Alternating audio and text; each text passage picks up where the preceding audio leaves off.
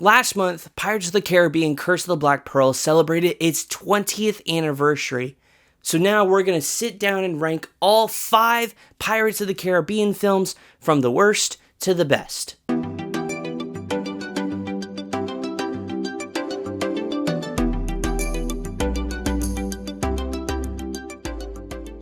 Hey friends, welcome to the Disney Pastor. I'm your host Tim. I talk all things Disney. That includes Pirates of the Caribbean. Let me know your thoughts on the franchise down in the comments below.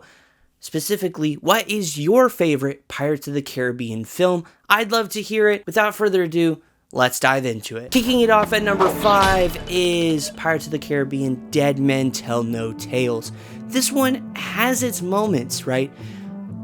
There are some things that are done fairly well. I like Barbossa and kind of the arc he goes in this movie.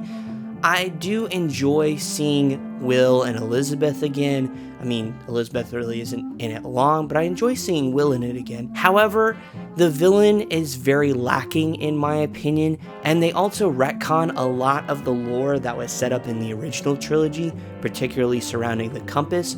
Plus, I felt like they gave Jack Sparrow kind of the Luke Skywalker treatment here, where he's this kind of grumpy older man who isn't his former self.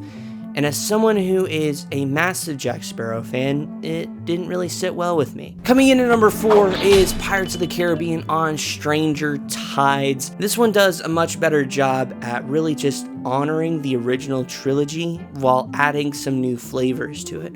I like Blackbeard and Angelica. I feel like they're 2 pretty cool characters. The zombies aren't my favorite, but they're a part of the film anyway.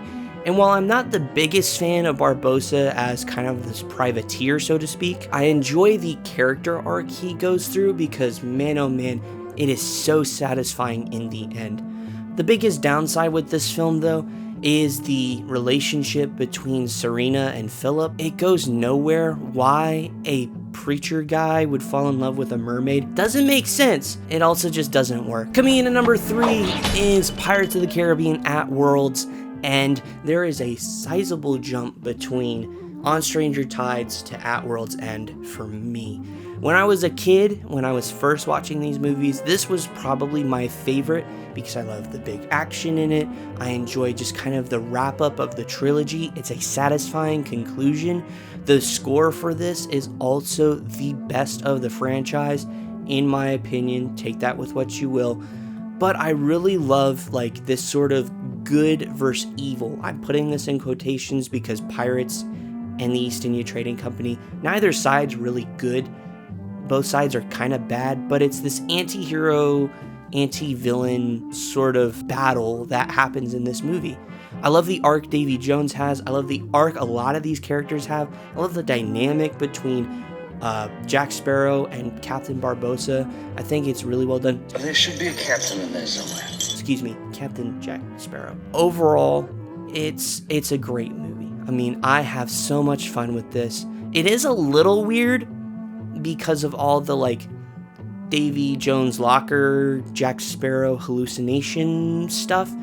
It's a little over the top, but for the most part, other than that, it's done really great. It expands the lore, and it is, like I said, a satisfying conclusion to the trilogy. Coming in at number 2 is Dead Men's Chest, the second Pirates film. We're essentially going in order with this, so take that with what you will. But between this one and At World's End, they're very close together for me. This movie, in particular, is done very well. In 2026, it'll be celebrating its 20th anniversary, so it is 17 this year, and the CGI is phenomenal. You mean just take a look at Davy Jones and the entire crew of sea creatures that he has. It's spectacular, and the Kraken even is done very well. Like, it is a beautiful work of art. I'm pretty sure it won Oscar for Best Visual Effects, which if it didn't, I don't know why it wouldn't. I don't know why it wouldn't. In all seriousness, though, they did some marvelous work for this movie. On top of that, Davy Jones is a great villain. He's a creepy villain, but he overall is a great villain. Jack Sparrow is the main character of this story, and it does add some new layers to him. Of course, This scene in particular is iconic. Hey, fish face! Do something! Hey, Scungili!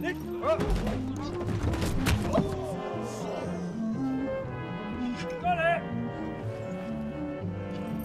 Come to negotiate, eh? Have you, you slimy git? Look what I got. I got a jar of dirt, I got a jar of dirt, and guess what's inside it? That was all improv, by the way. I love the relationship between Will and Elizabeth. I love Elizabeth's arc. It is just a great follow-up to the original movie that adds more to the story and ends in a pretty shocking way that makes you excited and anticipate the next one. And that is all you want from a sequel. And it was done very well. But coming in at number 1 is Pirates of the Caribbean: Curse of the Black Pearl, celebrating 20 years this year, as I mentioned at the beginning. I love this movie. This is everything you want from a pirates film. You have action, you have swashbuckling, you have, pillaging, plundering, rifling, and gloats. Drink up me hearty show-ho. You're welcome. Welcome to the Caribbean, then. They took the idea from the ride, right? And it's one of the greatest Disney attractions of all time. And not only did they honor it with adding scenes and references that, as a fan of the ride, you will go, oh, I remember this, and oh, I know this part, and oh, they caught Dirtyfoot. This is great. Not only did they do that, but they expanded on it, adding new areas and new characters, and just expanding what was the attraction and fanning it out into something that becomes a phenomenal movie and a phenomenal franchise. And that's done very well. I mean, the casting of it, spectacular. Johnny Depp as Jack Sparrow almost won Best Actor because of this role.